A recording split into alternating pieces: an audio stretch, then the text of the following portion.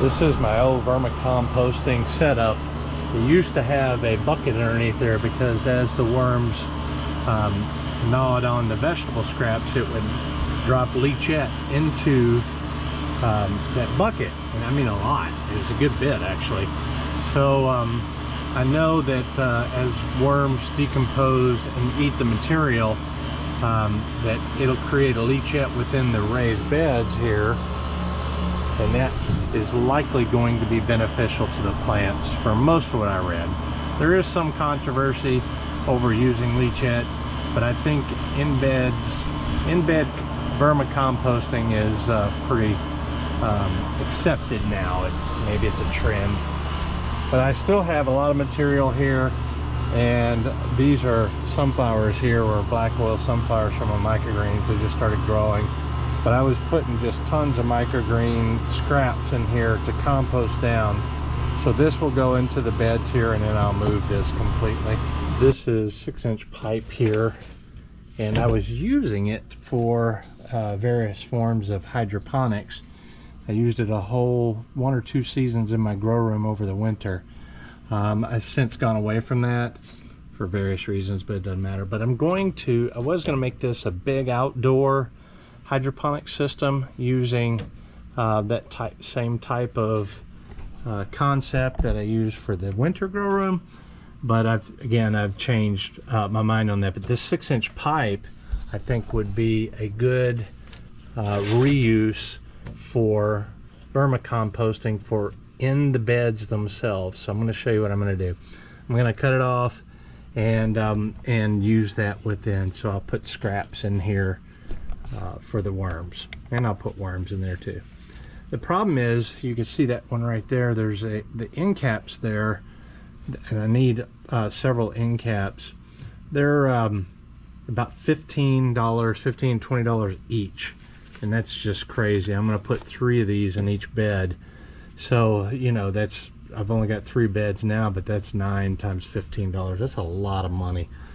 So when things like that happen, just like I went with these pipes for vermicomposting instead of buying something, what I do is I look for options, and I came up with this one right here, and this will just sit on top just like that once it's in the bed. Of course, it's going to be this way and not horizontal, but this little thing here is pretty unique in the way that I put it together. I'll show you what that looks like. So this is what I use. These are 3/4 gallon little containers here. I've got several hundred of these, and I use them to plant out and even grow to a lot of extents to fruiting tomatoes primarily, but I have used them for lots of other things over the years. So 3/4 gallon pot right there, and these are the little lids. That way I can keep them in the grow room and they won't overflow as easily. Just put them all over the floor. So that's what I'm repurposing here, and that's what you see here. So the cap is created using these 3 components. It's 2 components but 3 pieces. This is the bottom to one of these 3/4 gallon pots here, and I use them quite a bit in my grow outs, especially when I'm trying to get early grows, like growing squash out until they get a good size in this pot, and then planting them in containers. But anyway, so these are the 3 components. The first thing I did to create what I showed you is I cut this. I started it with a razor blade knife or box cutter knife, and I reduced it down to this size right here. And the next thing I did was I took these 2, put them together, and I drilled 4 holes in them. I'll show you what that looks like. There's the 4 holes. Just drilled through both of them so that they're even. Now I'm going to put zip ties on it and an insulator and weight. So I've got 2 longer zip ties here. I have lots of different zip ties. I use them for a lot of different things. Everything in this build is just stuff I had lying around. So I was going to put a insulator foam just to keep the sun from beating down and not getting into where the worms are and overheating it. So I was going to use foam But the whole thing when I would use foam was very, very light, and I could see the wind lifting it off. So what I've done is use pebbles instead. And I routed the zip ties starting on the bottom here up through in a cross pattern. Let's see if I can see that here. And I'm going to fill this with rock, and then I'm going to secure the zip ties to create a sealed container here. Now it has holes here and it has holes up here. I'm also going to drill 4 holes in the side, and I'll show you what that's going to do. So I'm cinching the zip ties down now. You can see the rock is in there, and I'm going to seal it on the bottom, which will create a little not sealed, but you know, a secure container of rocks. So that's the bottom sealed, and this will be the top, what it's going to look like. And all I do, now I've already cut this off, all I do, well first I need to drill 4 holes in here. Alright, I've drilled the 4 holes right there. Now I'm going to place it down in here like this, and it creates a very snug fit. I mean, very snug. And all the point of securing this is just to keep this lid from blowing off. Now what happens when it rains, it won't, I could just put rocks in the top of the bottom here and it would just flow in, but I don't want that much water. So when it rains, it'll collect in this little lip here and go into those little holes I put there. So when it goes into the holes, it'll cover those rocks and go through the 4 holes that the zip ties are in here, and it'll drip down into the worm bin and give it some moisture, but not a full drenching, because worms need some moisture. And if ever for some reason it just pours for days, the bottom of the overall assembly will let the water drain out anyway. But as an overall this works really good. It's got significant weight to it. There's no way the wind's going to be able to lift that off now. The previous version I had was the styrofoam. It was just really light. So that's the lids. So here's my take on the in-bed worm farm, whatever you want to call it. So let me break it down real quick for you. I've already covered the top. This is what a top looks like, put together and everything. Now this is a 6-inch PVC pipe, and on the bottom I just took another one of the bottoms that look like this here, and I zip tied it to the bottom, and that way debris can't fall out as easily. I mean, there's still space in there. Let me show you the bottom there. That's what it looks like on the bottom. Also, while we're in here, you can see the holes. I drilled holes. I used, I think it was a 3/8 inch bit, maybe a little bigger. And then I have a little angle, it's not a grinder, but it's a drill bit. It's at an angle, and it has, it basically beveled it out so that the worms have a smooth surface to go down. The bottom part here, all the way down, is left just plain white because that's going to be covered by dirt. And beds tend to sink over time, so I painted this part up here a little bit. That way if it goes down, it won't be really noticeable. But more importantly, if it goes down, the white will allow light to come in, and I don't want, I want it to be completely dark in there as much as possible anyway. So I made 3 of these. This is the first bed, and the reason why I did 3 is because they'll go in the bed strategically, and I can plant one on the 5 plants on either side, and they'll all have access, the roots of whatever plant. I was thinking squash in my mind when I did it, but all 5 plants will have access to the tower, whatever comes out of whatever the worms make. Fertilizer, worm castings, leachette, whatever the case may be. So this is the configuration I chose due to shading. You can see this line of shade from the house here, and until it gets noon or so, the shed shades this area, so I could fit 2 in here nicely and get full sun. I'm going to put another one over there, and as I clear out that over there to put in these beds, I can put probably at least 4 total over there as well, just to the left of the shed no weed garden. So after, well, let me tell you that I chose to put 2 worm bins in here. I guess you'd call them bins, farms, whatever you want to call them, but where the worms are going to habitate. And at the bottom, before I did that, I added shade cloth, not shade cloth, landscape. It's not even landscape fabric, it's just lawn garden fabric. Anyway, this stuff here. So I added a layer in there just so I didn't have to dig down, and that'll keep the soil mix, whatever have you, contained within the container here, because the soil, once it goes in along the sides here, it'll be trapped in here nicely. So I've got that one and this one. This one I'll show you in a minute here. I'm going to put a trellis on the back of it over here, and this one I won't. So the ones on this side will be trellis capability, so I can grow anything grows up a trellis in it, and this one I won't, at least for the time being. So the next step is to start filling this one with the worm factories in it. What I did was convert this into this. This is a container mix from 35 pots over there. Now over time they weren't all the way full. There were probably about 4 gallons worth of mix in each one, roughly. So if you take it in perspective, if you look just to the right up, you see tomatoes growing in there in those 4 gallons worth of medium. It's also sitting directly on top of fabric, so it has no access, the roots have no access to the soil below.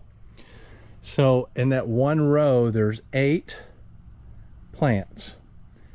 Over here I'm going to put 3 plants probably, and that is 3 plants and that have 3 times the amount of 8 plants over there. So if you go 8 times 3 is 24, 8 times 4 4 times is 32.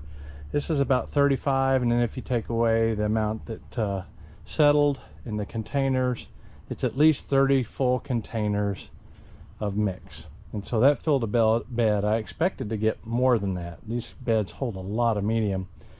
So good growth is the bottom line here. I expect good growth. I'm going to give lots of area, good growth, and we'll see how the plants do in this old mix. We'll peer down into the little worm farm tower, whatever you want to call it here, and hardly no mix came in, which is a good thing. And so there, and this mix will settle, and that's good. I want it to. It's not as full as I would have liked. I would have liked to have brought it almost all the way up to the rim there. But I don't have any more containers. Out in the primary garden over there is all my containers. That is 160 plus containers that are 10 gallons. So I expect to be able to fill all 3 of these from it, which is ideal. And then as time goes on, probably increase the number of raised beds, provided they have good production for me.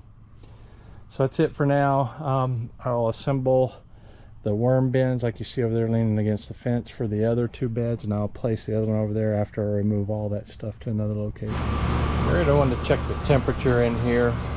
I went ahead and ordered worms, and I made a little bit of a modification to this. I put a piece of styrofoam here in there. But before we do that, let's look at it. Temperature. It's 85 degrees, and it's the middle of the day. Well, it's 1 p.m. It's the hottest part of the day, actually. And so 85, I think that'll work pretty good for worms. But I made these lids here, I guess you call it, out of the styrofoam that I used. And I just took a zip tie with a little 1-inch Ned cup so I can grab it. And so that'll sit on top of whatever food at whatever level it is. And yeah, that'll hopefully keep it even cooler and provide a little darkness for the worms. So that's the update on the temperature at the hottest part of the day. There's the weather right now here, and It didn't seem to be slowing up any. Look at that, 105 on Friday. Anyway, here's the thing. The worms are supposed to arrive by 8 p.m. tonight. So I've been looking for them all day long because it is so hot. If these Amazon guys put them in the mailbox, like they sometimes do, or they put it in the sunny area, they're dead. It's already taken like 4 or 5 days for the worms to get here, which makes no sense to me. But anyway, ordering through Amazon, I think ordering direct is a little bit faster, but a lot of people have gotten their worms okay. Some not, but most did. So I'm hoping and looking. All right, here is the worm package, I think. You can tell from the box here, it's caved in here. I'm going to just open it. About a scale. I can tell it's on that tripod's on that plastic table and it's shaking the. Yeah, these are the worms. You see them here. When I get a weight on them, 2,000 worms. It's supposed to be 2 pounds.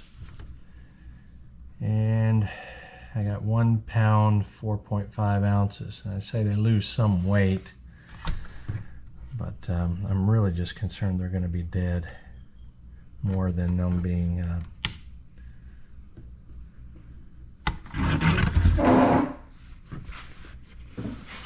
dishonest about the amount of worms. Because I'm going to put it out in the worm bed if they're all good. This is kind of a pain in the butt.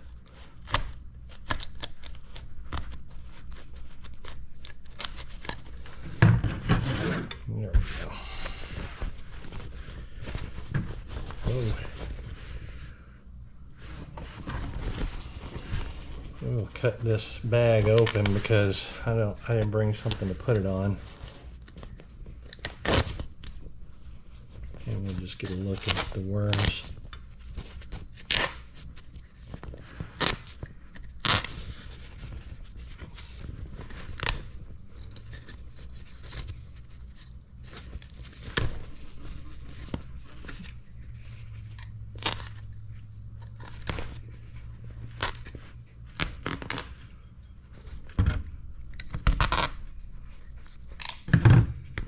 All right, this is the pile,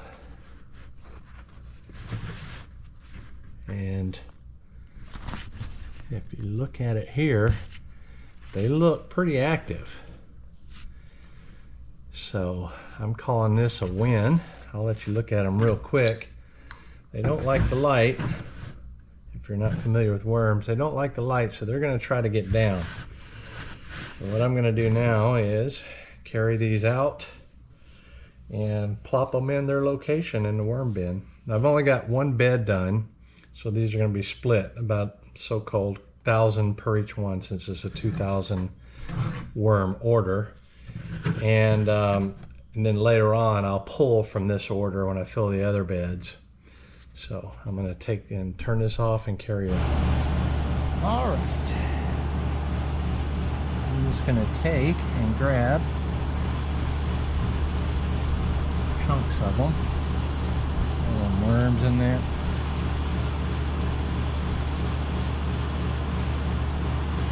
And this is my best guess at half. And I'll put the cover back on here. And we'll go to the other one. And dump the rest in it.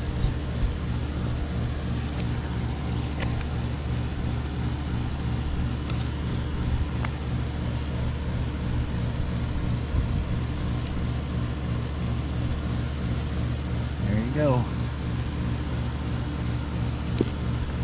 And I pre-moistened the bed today earlier. And in here too, I put some cardboard and some aged rice hulls in there.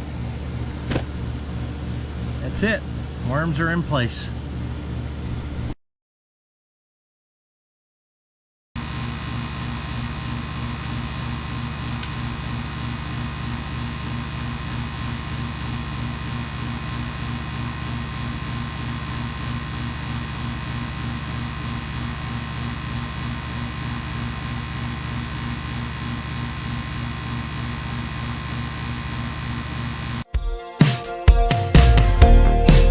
How long do we gotta stay here for people we don't know in one lines? All of the clothes are designer, fast cars and who knows who. Yeah, I know what they wanna say. They're gonna ask me if I'm gonna make it. I don't care if I'm gonna have to fake it, long as I can be real with